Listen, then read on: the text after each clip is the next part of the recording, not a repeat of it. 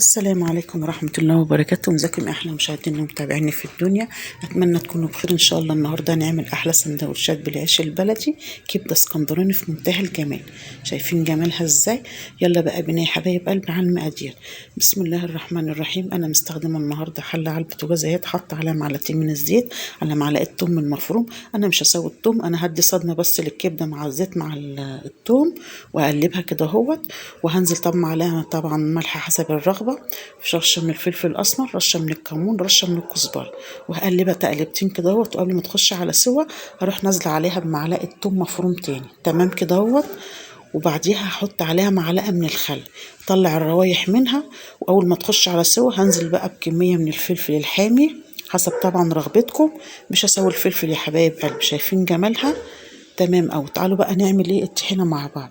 طبعا حاطه نص كوبايه من الطحينه على نص كوبايه من الميه الدافيه، افكها كده بس بالميه الدافيه، وانزل عليها برشه من الخل ورشه من الليمون ونص معلقه صغيره من الثوم المفروم، طبعا ملح وفلفل، ملح وشطه وكمون ورشه من البابريكا. واقلب كل الكلام الجميل ده. شايفين جمالها؟ لازم تبقى سميك عشان تثبت في السندوتشات.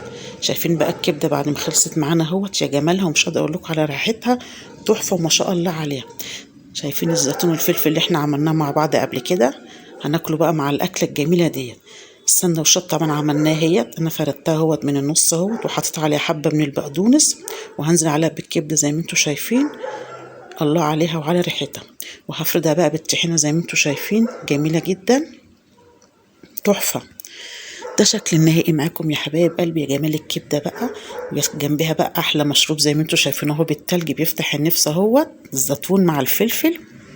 يلا بقى جربوا يا حبايب قلبي، قولوا لي ايه رايكم. لو عجبكم بقى الفيديو ما تنساش بقى في الشير واللايك واشتراك في القناه عشان ينزل كل جديد، واشوفكم ان شاء الله على خير.